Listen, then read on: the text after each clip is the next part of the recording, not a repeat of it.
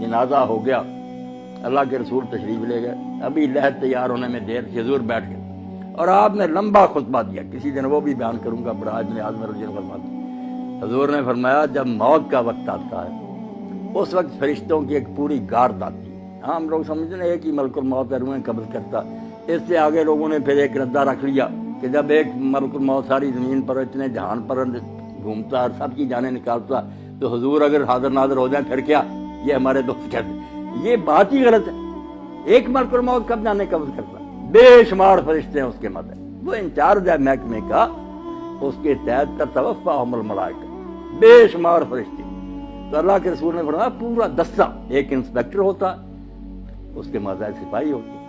وہ آ کر اتنی دور بیٹھ جاتے ہیں جہاں تک اس مردے کی نظر جاتی ہے، وہ نہیں قریب آتے، باقی سب سپاہی بیٹھ جاتے ہیں، یہ انچارج آتا، اگر وہ نیک ہے اس کے پاس جنت کا خوشبو سے بسا ہوا رومال ہوتا، سنگاتا ہے، اسے اللہ کا سلام کہتا اور کہتا چل اپنے رب کی طرف، تیرا رب تجھ سے خوش ہے، تو اس سے خوش ہے، خوشی خوشی اس کی روح روانہ ہو جاتی۔ برا جو ہے نا ڈراؤنی شکلیں جیسے ہتھکڑیاں ہوتی ہیں پولیس کے پاس، جو برا مردہ اس کے لیے جو فرشتے ہی آتے ہیں نا اس سے اسے پتہ چل جاتا ہے کہ میرا انجام اب کیسا ہے۔ مسکراتے چہروں کی بجائے ڈراؤنی شکلیں، بدبودار رومال، غضب آلود نگاہیں، وہ چھپتی پھرتی پھر روح نکالتے مار مار، اور اسی وقت جب وہ رومال میں اس کو لپیٹتا دوسرے سپاہی آگے آ جاتے ہیں، اس سے وہ وصول کر لیتے ہیں، نیک روح سے لے کر جاتے ہیں۔ اللہ کے رسول صلی اللہ علیہ وسلم فرماتے جہاں جہاں سے گزرتے ہیں خوشبو پھیلتی جاتی اور ساری مخلوق کہتی ہے مرحبا، مبارک ہے تیرا آنا یار، تو نے ہم سب کو نا معطر کر۔ اور اگر برا تو بدبودار بدبو پھیلتی اور سارا جہاں لعنت کرتا کہ تو کیسی منحوس روح ہے، ہمارا دماغ ہی خراب کرے۔ آسمانوں پر جاتے ہیں، پھر وہاں اجازت مانگتے ہیں کہ دروازہ کھولا جائے، کھولتے جاتے ہیں نیک کے لیے، 7 آسمان پر کے اللہ کی عدالت میں لے جاتے ہیں، حکم ہوتا ہے کہ اس کا سارا جو ہے نا اندراج وہ علیین میں کر دو۔ جو علیین سجین مشہور ہے کہ کوئی 2 جگہ جہاں روئے رہتی، غلط بات ہے، علیین سجین صرف آفس ہے، دفتر ہے، وہاں نیک لوگ جو ہیں ان کا اندراج ہو جاتا ہے کہ یہ شخص فوت ہو گیا، اس کی پوری کتاب جو زندگی تھی وہ بھی جمع کرا دی جاتی ہے کہ یہ اس کا سارا ریکارڈ ہے۔ دوبارہ حکم ہوتا ہے کہ زمین میں سے میں نے اس کو پیدا کیا، وہیں لے جاؤ، زمین سے ہی دوبارہ اس کو پیدا، وہ روحیں واپس آ جاتی ہیں پھر اسی قبر کی طرف۔ برے کی روح لے کر جاتے ہیں، جب حضور صلی اللہ علیہ وسلم فرمایا اللہ کہتا نہ آسمان کے دروازے نہ کھول، میرے دربار میں دفع کرو، گار دو، اس کو 7ویں زمین کے نیچے پھینک دو، وہاں ہی رہ، وہاں سے نکالیں۔ لمبی حدیث ہے جو حضرت سے براج نے آپ کو، نیک لوگوں کی روحیں خوشی میں ہوتی، کیسی پاک زندگی ان کی۔ حدیث پاک میں آتا ہے سنن ابن ماجہ کے، جب اس کو فرشتے آ کر حساب کے لیے کہتے ہیں نا کہ جواب دو ان سوالوں کا، تو منظر دکھایا جاتا ہے سورج غروب ہونے کا۔ جب وہ مردہ ہوش میں آتا ہے اور فرشتوں کے سوالوں کے جواب دینا چاہتا، دیکھتا ہے کہ سورج غروب ہو رہا، عصر کا وقت بھی تنگ ہو گیا، تو وہ کہتا دعونی اصلی، مجھے ذرا مہلت دو میں نماز پڑھ لوں۔ وہ کہتے ہیں اللہ وہ یار تو اسے کیا حساب لینا جس کو اس وقت کی نماز یاد، مگر یہ حال ان کا ہی ہے نا جو زندگی میں نمازی رہے، جن کو یہاں کبھی خیال ہی نہیں آیا کہ نماز نامی شاید بھی مسلمان کا کوئی کام ہے، انہوں نے وہاں نماز کو کیا یاد کرنا۔ یہ سچا مومن اس وقت کہتا ہے دیکھتے ہوئے کہ سورج جا رہا، تو کہتا ہے یار سوالوں کے جواب دوں گا میں، پہلے مجھے نماز پڑھ، بڑا خوش ہوتے ہیں۔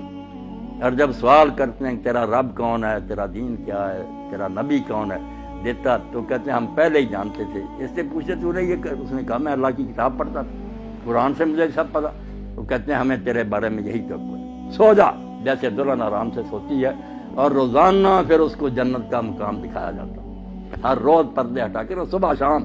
وہ دیکھتا ہے کہ آخرت میں میرے لیے یہ تیار خوشیاں، جیسے مہمان خانے میں ریسٹ ہاؤس میں بیٹھے نا، وہاں دیکھتا ہے کہ میرے لیے یہ انعام ہے، خوشیاں ہی خوشیاں۔ اور دوسرے کو صبح شام جہنم دکھائی جاتی، جیسے پھانسی گھاٹ دکھایا جاتا کہ یہ ہے تیرے لیے اب پھانسی گھڑے میں پڑنے، وہ بیچارہ پہلے ہی مرتا، مرنے سے پہلے روز مرتا ہے کہ یہاں میں جانے والا ہوں۔ اللہ فرماتا ہے نار یعرضون علیہا غدوا، صبح و شام فرعون اور اس کی جماعت جہنم کے آگے سے گزارے جاتے، وہ دکھائی جاتی۔ اور یوم القیامت یردون الی اشد، جب قیامت کا دن ہوگا سچ مچ داخل ہو جائیں، یعنی مرنے سے پہلے ہی فرشتوں کے شکلوں اور رویوں سے ہی پتہ چل جاتا ہے کہ میرا حشر اب کیا، اور بعد میں جو قبر میں جاتے ہی شروع ہو جاتا یا ایک سوال جو ہم لوگوں کو پریشان کرتا ہے کہ جب یہاں ہی سوال جواب ہوتے ہیں لوگوں کو ثواب عذاب ملنا شروع ہوتا ہے، قیامت میں پھر کیا ہوگا؟ جو کہتے ہیں صاحب صاحب قیامت کو ہونا ہے، ادھر آپ بیان کر رہے ہیں کہ سوال جواب ہوتے ہیں اور ثواب عذاب ہوتا، یہ بھی آپ لوگ سمجھدار ہیں، سمجھنے کی بات ہے، ورنہ پریشانی ہوتی ہے۔ آپ سارے لوگ واقف ہیں اس سے کہ ایک ہے حوالات کہ زیر تفتیش مجرم وہاں رکھے گا، ایک جوڈیشل جیل ہے کہ مقدمہ چلا، فیصلہ سنایا گیا، پھر جس وارڈ میں جانے کے وہ لائق ہے وہ سزا سنا دی گئی، اس کو بھیج دیا۔ جہنم ہے جوڈیشل جیل، پورا مقدمہ سماعت ہو کے کس قسم کا مجرم ہے کہاں بھیجا جائے، یہ قیامت کے دن ہوگا۔ اور یہ جو ہے یہ صرف سرسری بات پر، جیسے پاسپورٹ دیکھا، ویزا دیکھا، چلو ادھر اس کو بھیج، یہ صرف ایسے ہے کہ یہ مہمان خانے میں بیٹھے ہوئے ہیں،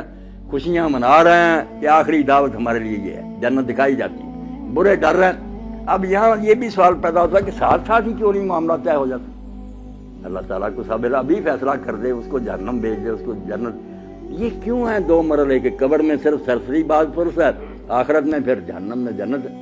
یہ چیزیں آپ چونکہ پڑھے لکھے ہیں اور یہ چیزیں ضرور کی ہیں کہ عقیدہ جو آخرت کا اس کو سمجھا جائے۔ بات اصل میں یہ اور بڑی نازک بات ہے جو قرآن حدیث نے بتائی، توبہ توبہ ہم اس کی طرف دھیان نہیں کرتے کہ نیکی بدی وہ نہیں جو آپ نے مرنے تک کی، کھاتا آپ کا بند نہیں ہوا، آپ مر گئے کھاتا چلنا۔ یہ جب تک یہ کارخانہ سٹاپ نہیں نہ ہوتا، میزان نہیں لگ سکتی کہ میری نیکیاں کہاں کہاں اپنا اثر دکھایا، میری بری مثالوں نے کتنے لوگوں کو گمراہ کیا۔ یہ جب قیامت آئے گی نا، اس وقت ہوگا کہ ڈاکٹر صاحب نے کتنے لوگوں کو دین کی طرف رغبت دلائی، ان کی وجہ سے کتنے لوگ دیندار بنے، انہوں نے اپنی اولاد کو، یہ سارا حصہ قیامت کے دن نکلنا۔ اللہ کہتا ہے نکتب ما قدموا وآثارا، ہم وہ بھی لکھتے ہیں جو زندگی میں تم نے آگے بھیج دیا، اور وہ بھی لکھتے ہیں جو فٹ پرنٹس ہے، آپ کے قدموں کے نشان رہ گئے نا، اور لوگ اس پر چل رہے ہیں۔ اس لیے اللہ کے نبی علیہ السلام کی نیکیوں کا آپ اندازہ کریں۔ یہ جو ہم کہتے ہیں نا حضور کو یہ ثواب پہنچانا، یہ بہت بعد میں تنگ ذہن والوں نے نکالا۔ رسول اللہ کو پہنچانا کیا؟ جو نیکی امت کرتی ہے نا، میں نے قرآن پڑھا، نماز پڑھی، روزہ رکھا، ہر ایک امتی کے اس عمل میں سے ایک آپ کے کھاتے میں جا رہا، صحابہ کے جا رہا ہے، اماموں، انہوں نے دین ہم تک پہنچایا۔ جو نیکی سکھائے گا، جتنے اس کے بعد جہاں تک وہ چلتی رہے گی اس کو ثواب ملے گا۔ یہ ایسا بینک کا کھاتا ہے جو بند نہیں ہوتا۔ اور برائی بھی اگر آپ نے شروع کر دی کہ اچھا بڑا گاؤں تھا، آپ نے کوئی لڑکی اغوا کر رہی، کوئی قتل کر دیا، دشمنیاں ہو گئیں، آگے خون خرابے قیامت تک چل رہے ہیں، تو آپ کو ایسا نہیں ملنا۔ اگر ہٹلر نے جنگ عظیم لگا دی اور ساری مہنگائی ہوگی، دنیا مر گئی، تو اس کو ثواب مل سکتی ہے دنیا میں؟ کون سی عدالت تھی؟ اس کے پاس کتنی زندگیاں تھی کہ اس کو بار بار ایک ایک کے بدلے مرا، لاکھوں تو انسان مرے ہیں۔ اب قیامت کا دن چونکہ وہاں بار بار زندہ ہونا، بار بار مرنا، یہ عدالت نے سنا اس کو اتنی بار پھانسی دی ہے۔ یہ بیچارے کہتے ہیں قانون کے مطابق اس کو دینی تو چاہیے مگر دے نہیں سکتے، وہاں سچ مچ جیت جائے گی۔ تو یہ نیکی اور بدی کا جو لمبا چوڑا تصور ہے کہ نیکیاں بھی جہاں جہاں جا رہی ہیں، یہ بھی آپ کے کھاتے میں پڑی۔ اسی لیے اللہ کے رسول علیہ السلام فرماتے ہیں آدم کا پہلا بیٹا جس نے اپنے بھائی کو قتل کیا، اب جب قتل ہوتا ایک گناہ اس کے کھاتے میں اور قتل کا پڑتا جاتا کہ تو نے یہ سننا شروع کی۔ اگر یہ بد رسم تو شروع نہ کرتا تو کیوں انسانوں میں قتل؟ اب جب تک قیامت نہیں آتی آپ سمجھ گئے کہ کھاتا نہیں پتہ چل سکتا کہ اس کی نیکیاں کتنی بنی، برائیاں کتنی بنی۔ اس لیے محتاط رہنا چاہیے کہ میں اپنے طرز عمل سے کہیں اولاد کو گمراہ نہ کر دوں، میرے دوست نہ بگڑ جائیں، میرا خطبہ سننے والے نہ، میں مر جاؤں گا مگر میرے گناہ کی جو گٹھڑی ہے یہ بھاری ہوتی جائے گی۔ کوشش کروں کہ میں اچھی مثال قائم کروں تاکہ اس پر لوگ چلیں، تو میرے مرنے کے بعد بھی وہ ثواب مجھے پہنچتا رہے۔ اس لیے اس کے سوا کوئی چارہ نہیں کہ جاتے وقت صرف سرسری کاغذات دیکھے جائیں، ان کو مہمان خانے میں ٹھہرا دیا جائے، ان کو حوالات میں بند کر دیا جائے، اور انتظار کریں آخری عدالت کا کہ جب آخری عدالت آئے گی پھر ہاتھ پاؤں بولیں گے، فرشتے گواہی دیں گے، زمین بولے گی، سارا تیرے نیکی بری کا کچا چٹھا آ جائے گا، جنت دوزخ کا فیصلہ اس وقت ہوگا۔ اور جنت دوزخ بھی کوئی ایک نہیں۔ اب جنت کا نبی علیہ السلام نے فرمایا کہ تم سمجھو بس جنت میں چلے ایک برابر ہے، وہاں 100 درجہ ہے جنت۔ ہم دیکھتے ہیں نا کہ بینک بنے اتنی منزل، 100 منزل، اور منزل بھی اتنی دور۔ فرمایا یہ زمین ہے، جتنی دور آسمان ہے وہاں دوسری جنت، اتنی دور ہی پھر تیسری جنت۔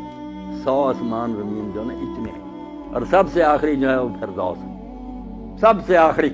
جس میں اللہ کے رسول نے فرمایا اس کی جو چھت ہے